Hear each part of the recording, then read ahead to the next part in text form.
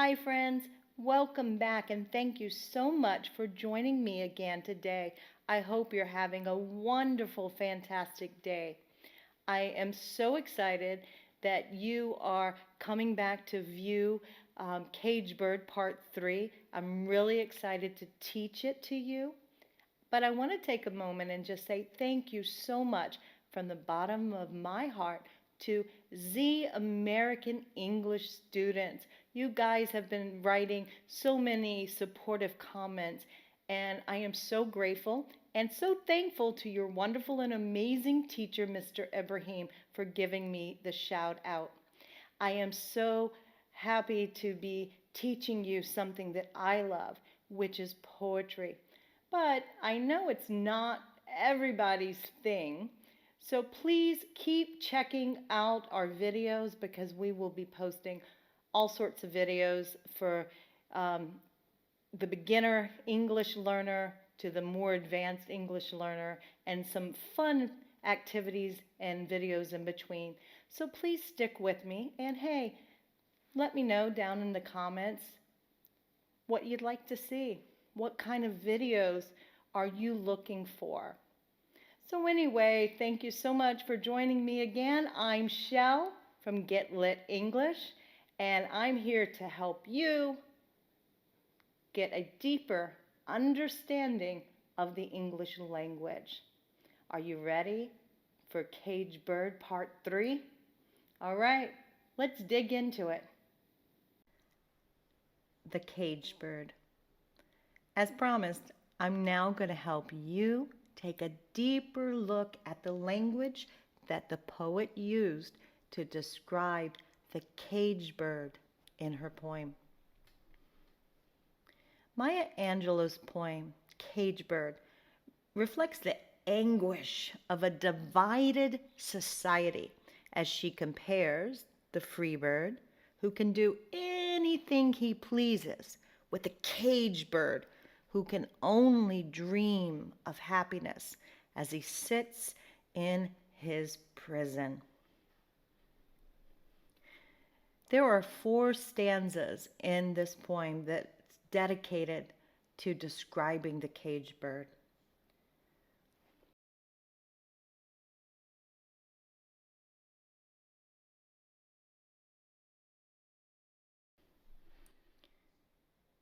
Let's look again at this stanza, shall we? The bird that stalks down his narrow cage can seldom see through his bars of rage. His wings are clipped and his feet are tied, so he opens his throat to sing. This stanza is a direct contrast with the first. We meet a cage bird now who's had his wings clipped so he cannot fly. He's tied up and he's trapped inside of a cage. It's so narrow that all he can do is pace back and forth, back and forth. The only freedom that he has is to sing because no one can take away his voice. There's a very angry tone going on here, guys and gals. We have the word stalks. To stalk is to walk in a very angry or threatening way as a lion stalks his prey.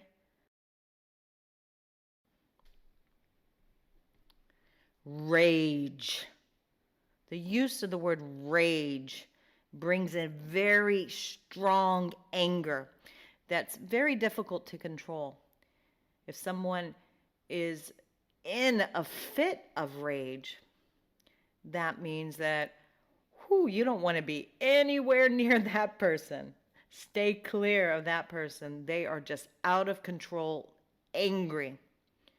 We also have a few other expressions here. You can say, he's red-cheeked with rage. He or she flew into a rage. To fly into the rage means to become very angry very quickly. You can also refer to a storm in the sea when the waves grow so big and the storm is so powerful You could call this a raging sea. Then we have this expression, which is kind of directly opposite of what rage is. Um, to be all the rage, if something is all the rage, it means it's very fashionable. Description of a caged bird is contrasting. That means to go against what we see with the free bird. The images are very different. We see the use of words of bars. I want to talk about word associations. Anytime you read anything, whether it's literature, reading a poem as well, or things that you hear when someone's speaking, maybe in a speech, I want you to start thinking about word associations. What does the word bars mean? If it's being used in a metaphoric way, which means used to represent something as a symbol of something, we think, what pops into our head? I think of bars, I think imprisonment, confinement, restriction, trapped.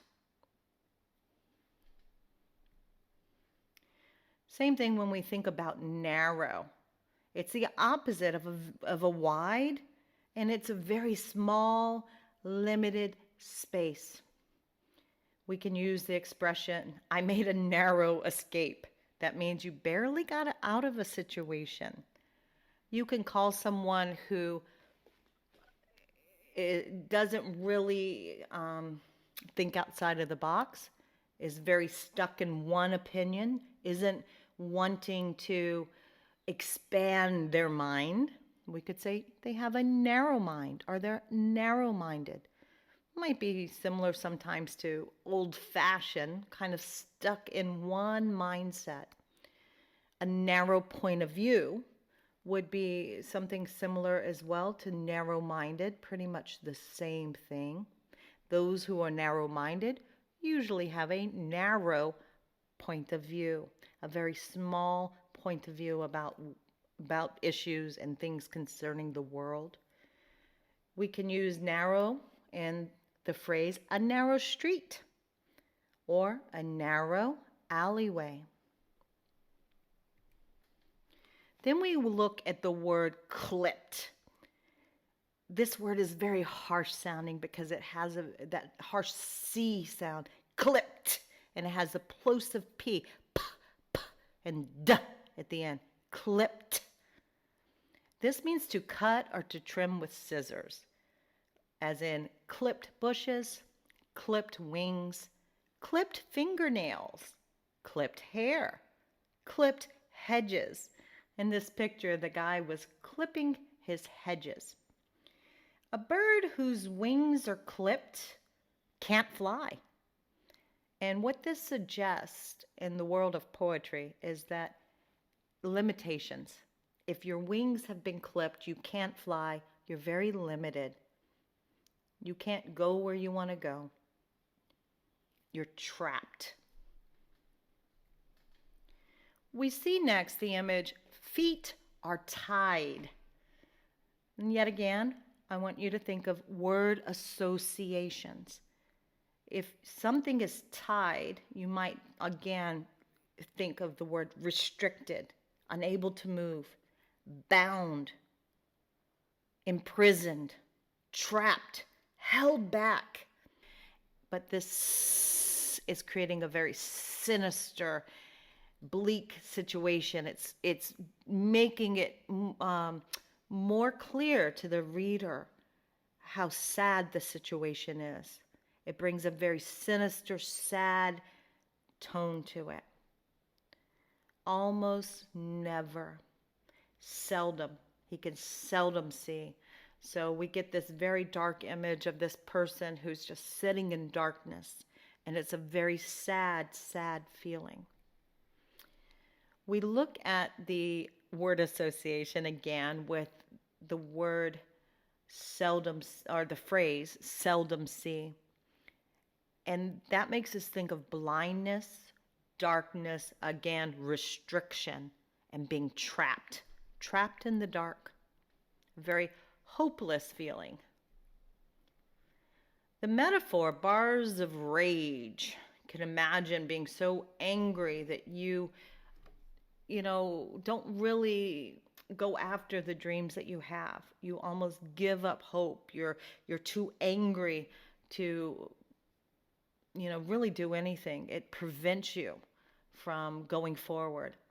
We see the word his, and because of the use of this pronoun, we get the idea that this cage, metaphoric cage, the cage that keeps this person blocked, or in this case, the bird trapped, is their own cage. They've created it.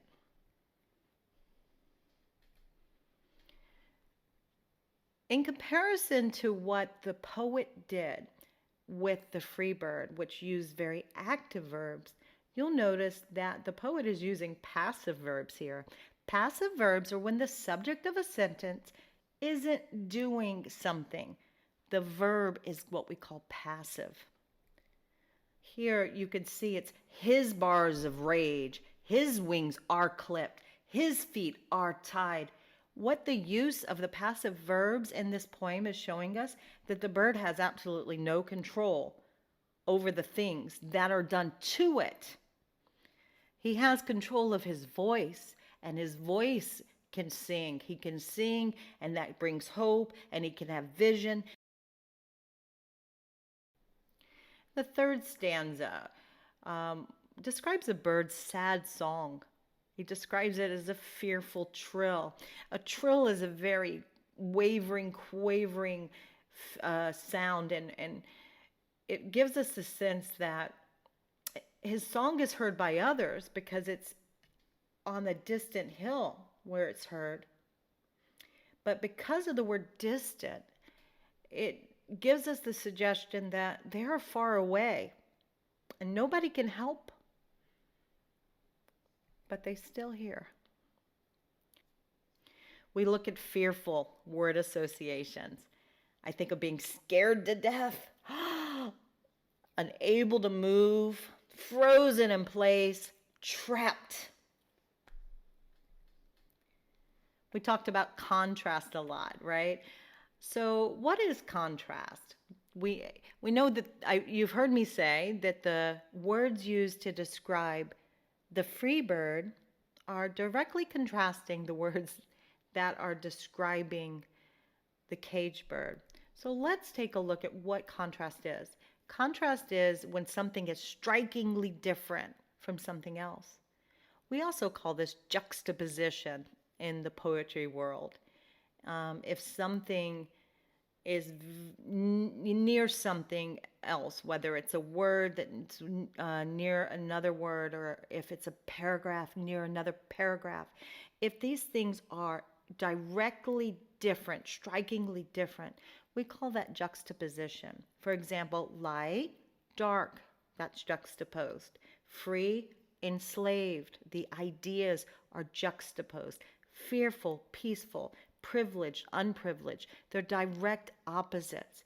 So when we use these in literature, that technique is called juxtaposition because you're trying to show a direct difference between two things. And that's what the poet has done here. Stick with it. Distant, not near, far away, far off. It brings a sense of detachment to whatever he's trying to attain. But it's not impossible. We've got onomatopoeia, which is words that we use that represent a sound, like beep, honk, honk. So trill is a very vibrating sound. It's a high-pitched, quavering or vibration type sound.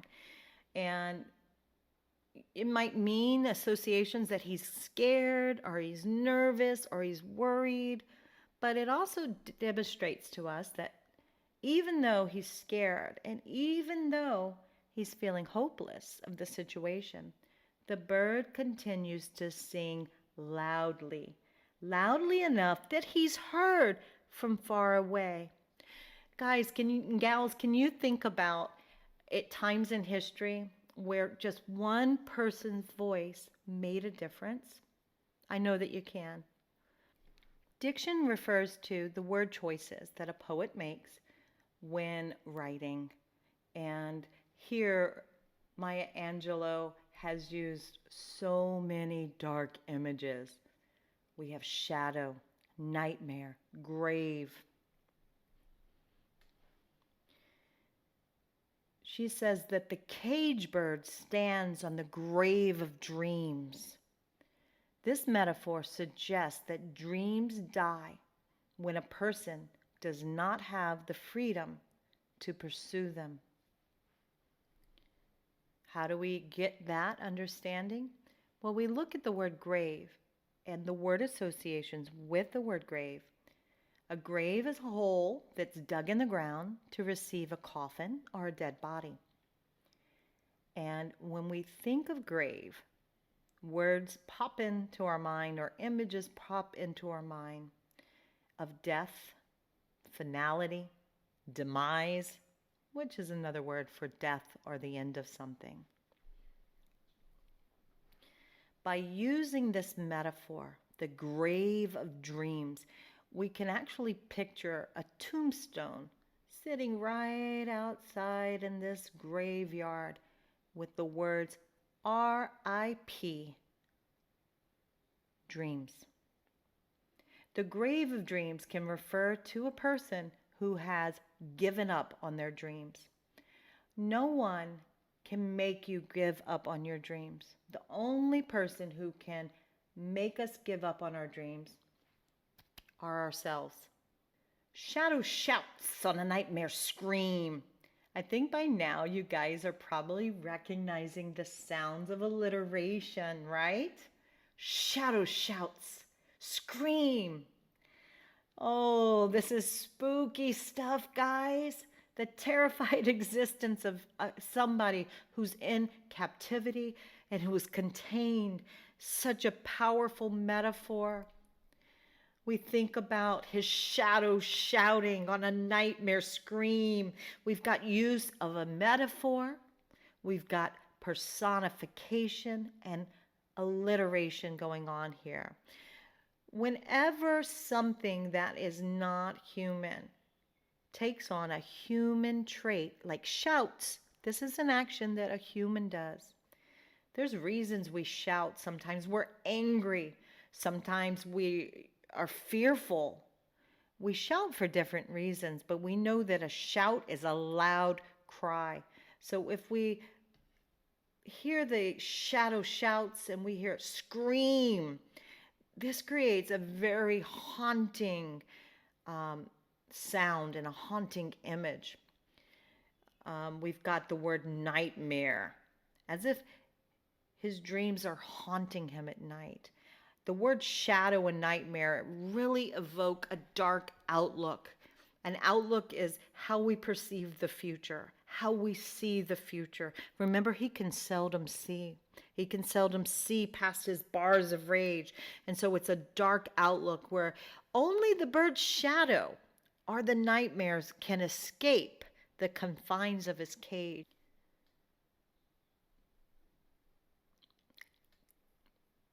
The image of the cage bird, or the symbol of the cage bird, is being repeated several times throughout this poem. Anytime that happens, it's what we call a motif. And the cage bird is a motif for anybody who suffers confinement, limitations, oppression, or discrimination of any kind. And so even though the bird is fearful, he sings. Even though his tune is only heard on the distant hill, he sings. What does he sing of? He sings of freedom. The final words of this poem are extremely uplifting and encouraging. So even though the poem's been filled with dark images, we see some hope here. We see some light here.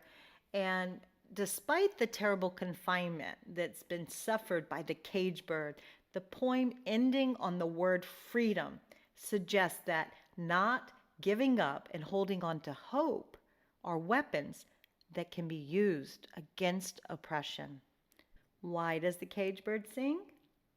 The cage bird song is another motif, and it's associated with the idea that no matter how hopeless life seems, one must never give up, even if the only freedom left is to sing. Then that freedom should be exercised. What do we learn from this poem? Never give up. Well, that about wraps up our series on Caged Bird. Thank you so much for journeying along with me as I taught you about this beautiful, amazing poem, which contains such a wonderful message of hope. And as a teacher, I'm here to encourage you to stick with it, because you can reach your dreams and accomplish your goals of mastering the English language. And I feel so blessed to be able to help you develop a deeper understanding of the language that I love. So check out our other videos. If you haven't subscribed, please do so now. Make sure to hit that bell so you get all future notifications. Thank you for joining me. Let's get lit. See you next time. Bye-bye.